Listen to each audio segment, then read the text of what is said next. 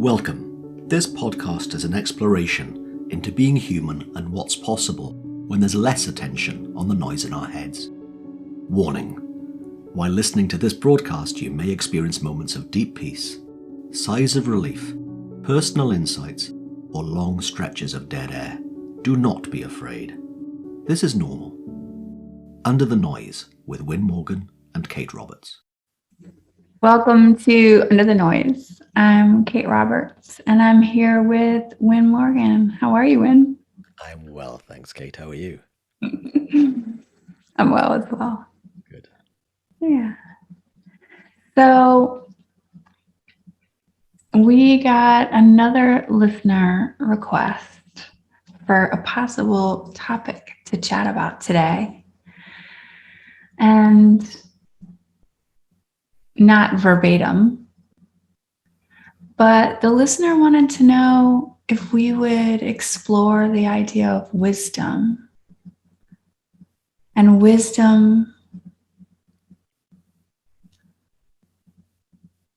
in a way that it's the same place where our questions and our answers come from, where they originate from.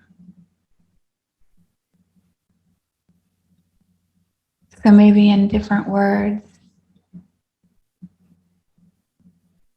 is that there's no difference between the wisdom that comes to us when we don't really know what to do or where to go. Is the same place that we look towards for where the question comes from as well. And that there's no difference, maybe. That kind of wisdom, looking in that direction for wisdom. What comes up for you, Wyn? I like to come at things fresh in the moment, right? Including this. And we both received that email from our listener at the same time today. And what came to mind as you were saying that just now was origin stories, right? So there's loads of movies that get a remake that is based upon the origin story. So I guess one of the more famous ones in the last few years is Batman had his nemesis of the Joker since the 60s. And then in the recent past, there was the Joker origin story. What was it that was in the beginning of the Joker as a character? And I know that's all make-believe. But I think it's great to take a look at the origin story of the solution and the origin story of, I'm going to use air quotes, the problem or the obstacle, the origin story of both coming from exactly the same place. So in my mind, the origin story of everything is the same energy. The origin story of all matter, all the physical stuff in the universe, comes from the same place in the origin of it. And according to the most famous equation in history so far, E equals mc squared, then energy and matter are interchangeable, therefore they have the same origin. So according to physics and science and astrophysics, all the world of form and all the world of formless has the same origin story. So the notion of wisdom and what wisdom can help us with coming from the same place seems to me, when I look at it that way, as absolutely true. And yet, in my human experience, it would look like one of them's a problem and the other one is the solution, and they come from the polar opposite directions. And yet, it clearly isn't. It's just how it looks. So that's the first thing that came to my mind as you posed that question to me.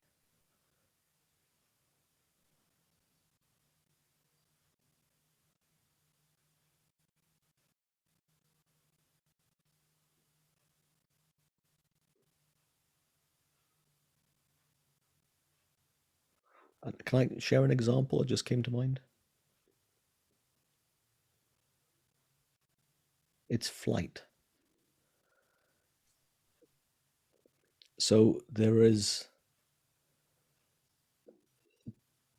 things that are fundamental, which is why human beings do not flap their arms up and down and then take off because of the weight and the speed and all the kind of stuff regarding air and gravity and all that kind of thing, and lift and so forth that would be required for us to flap our arms as a bird would and then take off the ground. But what human beings did, starting with the success really of the Wright brothers, and I forget when, what really planes do, they've used the obstacle, air and gravity, in order to come up with a solution. Now, that metaphor at some point will break down, right? So, anyone far more well versed and clever than me in that world will probably call me out on some things I've just said. Yet, when we understand the nature of the issue, then the nature of the solution don't seem so contrary. They don't seem so 180 degrees opposite. It's using the obstacle in the solution, which is incredibly wise. Anyway, that's just what I think.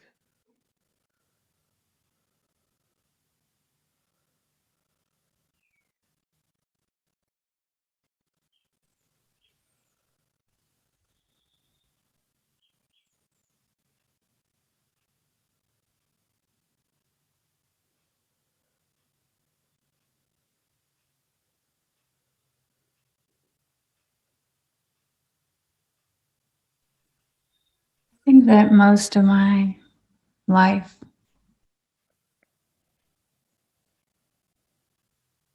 for most of my experience, I think I misunderstood wisdom,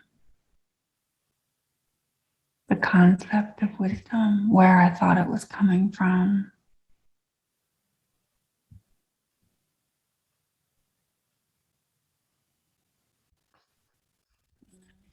And years ago, I would have said,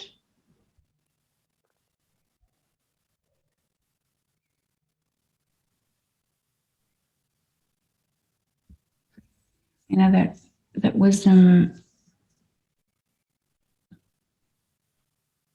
was the things that I knew to do based on my life experience, like things that I had learned through my life experience. And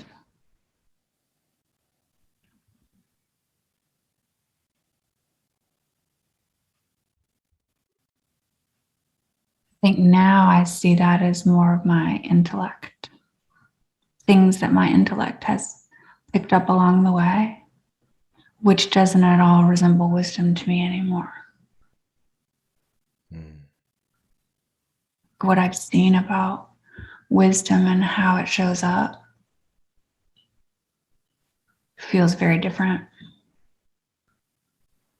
than the way that I used to see wisdom.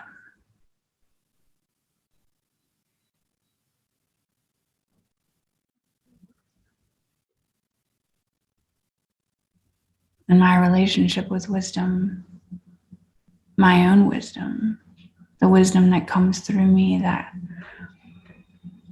is unique.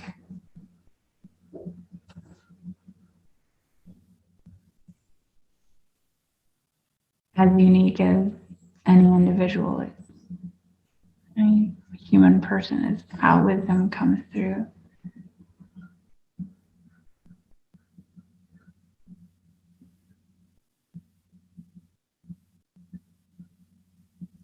constantly evolving for me as I see deeper.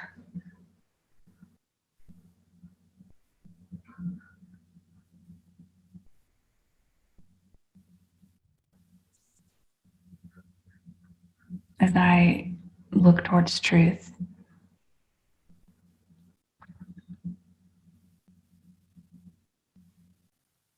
Rather than what my intellect can come up with.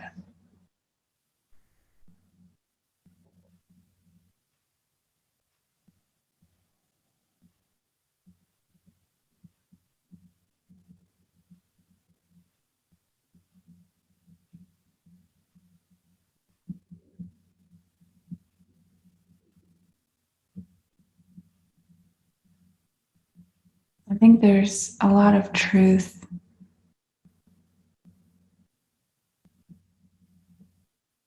in that statement that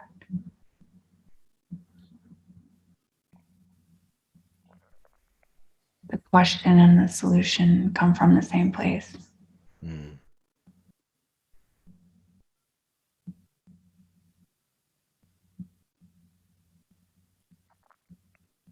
Just like, the fact that, at least from the way that I see it, that we are spiritual beings having this human experience, right?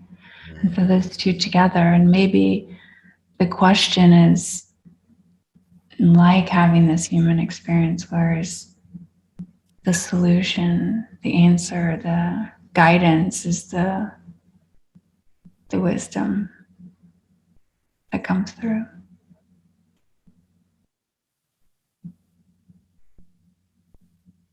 Like maybe the questions come from living life, by having life experiences, human experiences is where our questions come from. This beautiful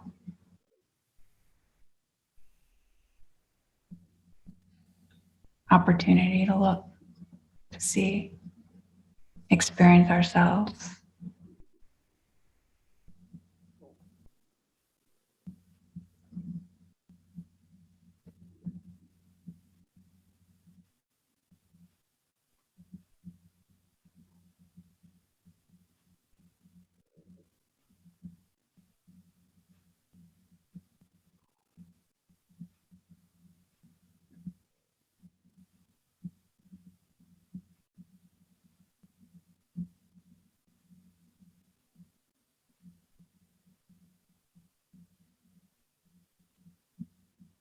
As you were sharing that,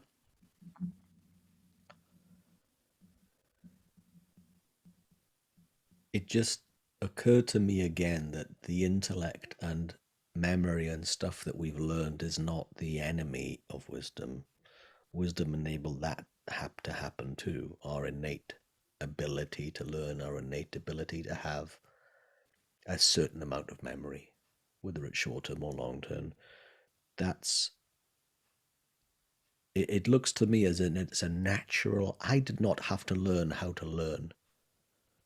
Now, there are times I've learned better than others, but there are times I've driven a car better than others. There are times I've spoken better than others. There are times I've listened better than others, right? And yet, the point I'm making is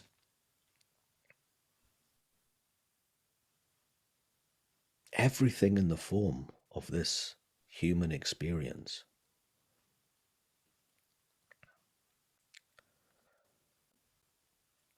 comes from the same place. All of it, whether we think it's an obstacle or a problem or a solution,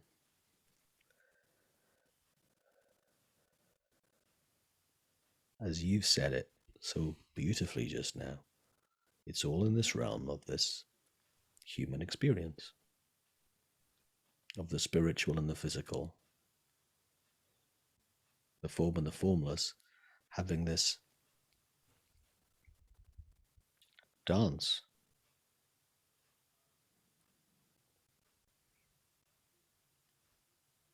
And then sometimes I remember I get to dance.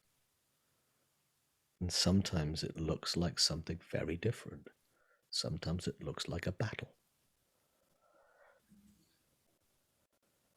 And sometimes things that are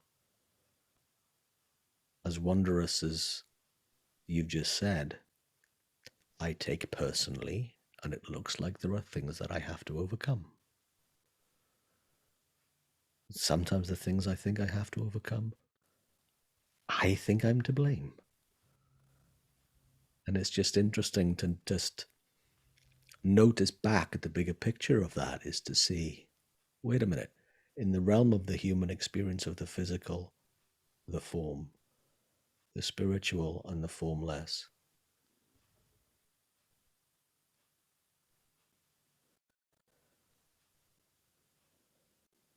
this is something to be experienced as opposed to win at, or lose at, or succeed at.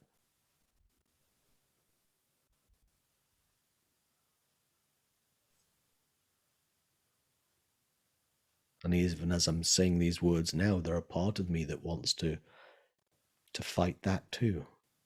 My intellect wants to get involved in that and battle it. And then there's a deeper part of me that knows to settle down, that then sees through the thought created noise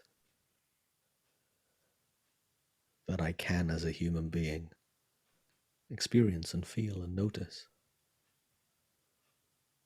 and embrace it.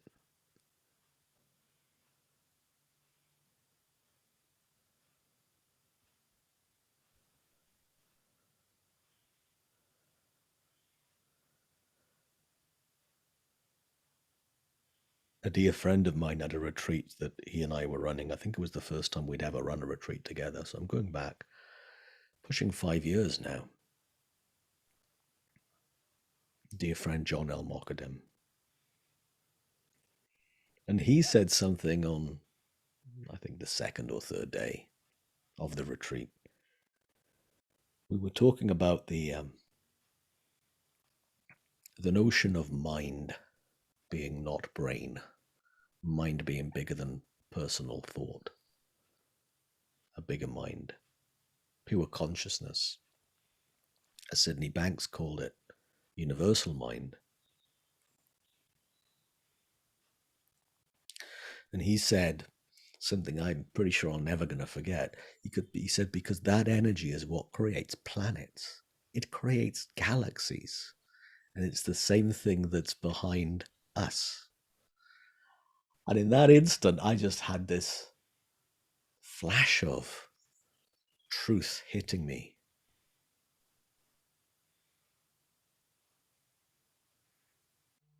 That reminded me of what's going on behind all of this. And I'm not separate than it, nor are you, nor is anybody else.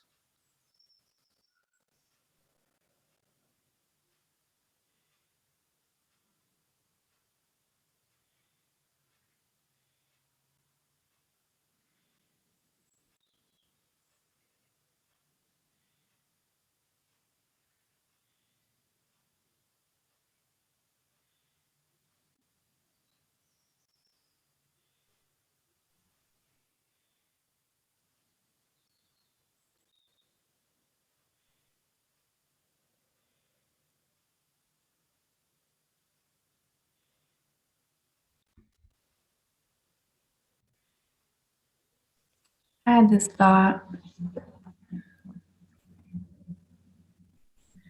that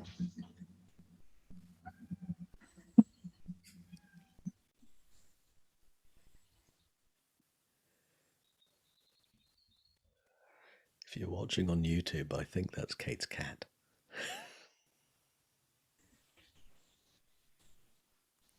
she might be coming in and out, wreaking havoc. I had this thought while you were sharing that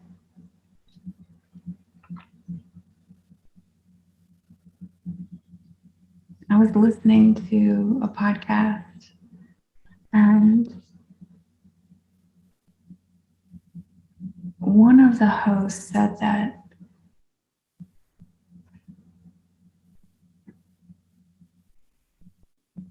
this intelligence, this energy that makes up everything, is here to experience everything, not just part of it, without preference. And if that's the case, and I think it is,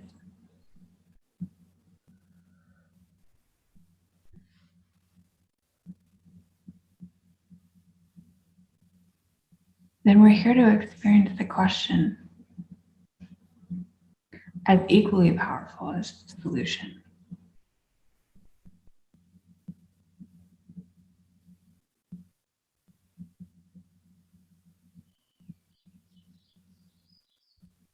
Because if you're that intelligence,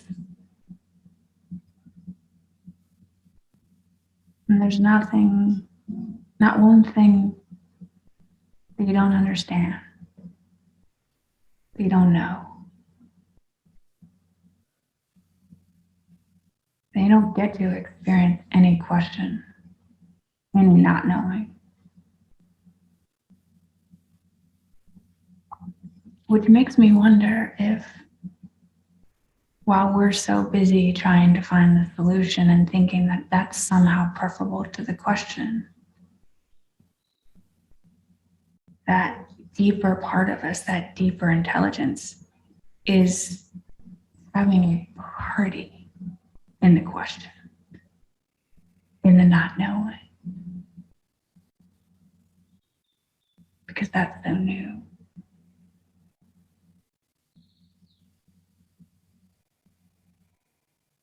And wonderful.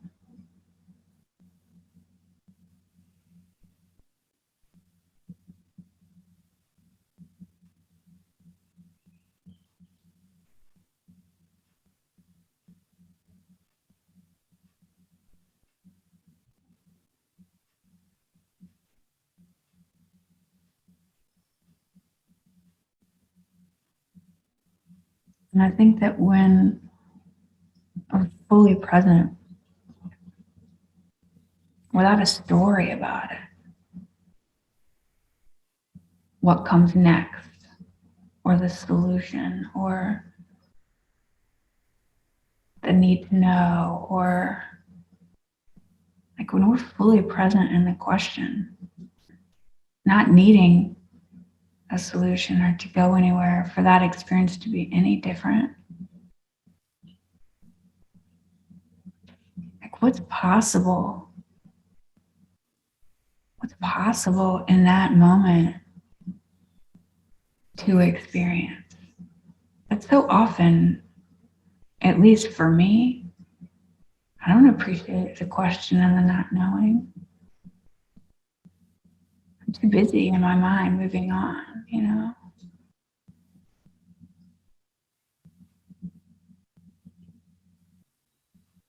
But if I could be there, like really present in the question, in the possibility that exists in that moment, I think I would connect with that deeper part of me that's having that party. That's loving that.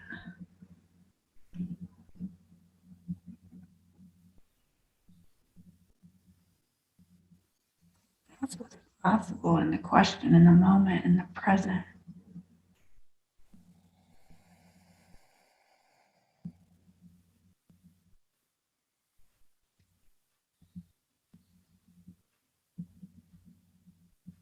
Now, that isn't to say at all that that's how I experience it, but I think it's possible.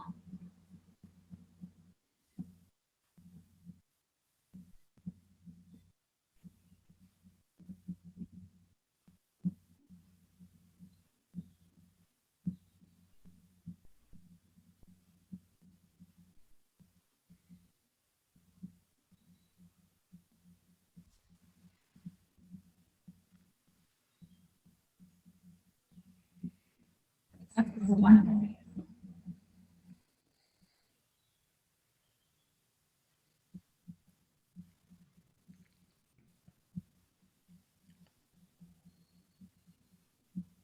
Where wonder lives. And the question.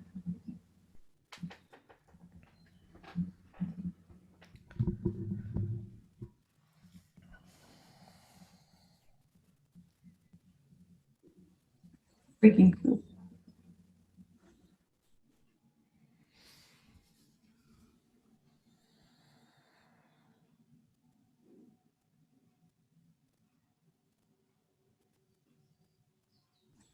We don't know.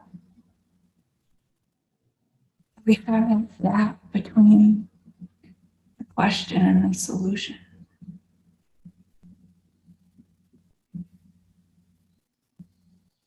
You know, because we get to be where wonder lives for just a little bit.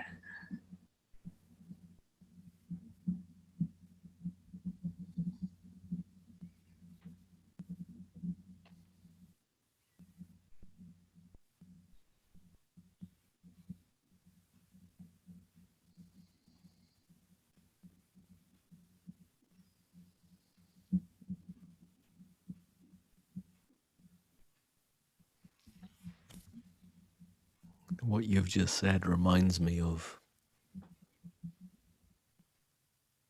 4 episodes ago when we had Peter Wilson on, and he was saying that the question is the beacon is the lantern. And we're revisiting that now with a few other things that we've talked about over the past 60 episodes, and what you're just noticing and what I'm noticing and listening to you. That possibility.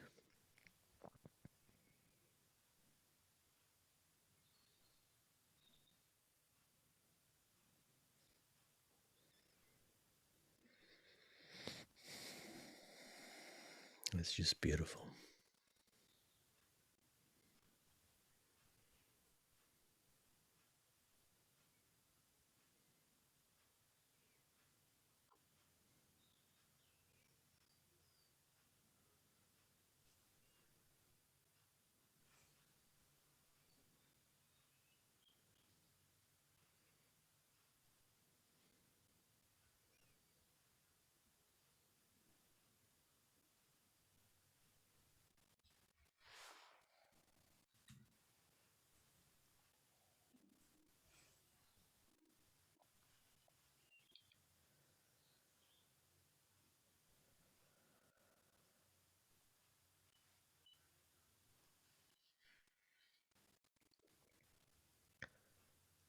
Thank you for listening to this week's Under the Noise with my very wise and profound, open-hearted friend and co-host, Kate Roberts, and me, Wyn Morgan.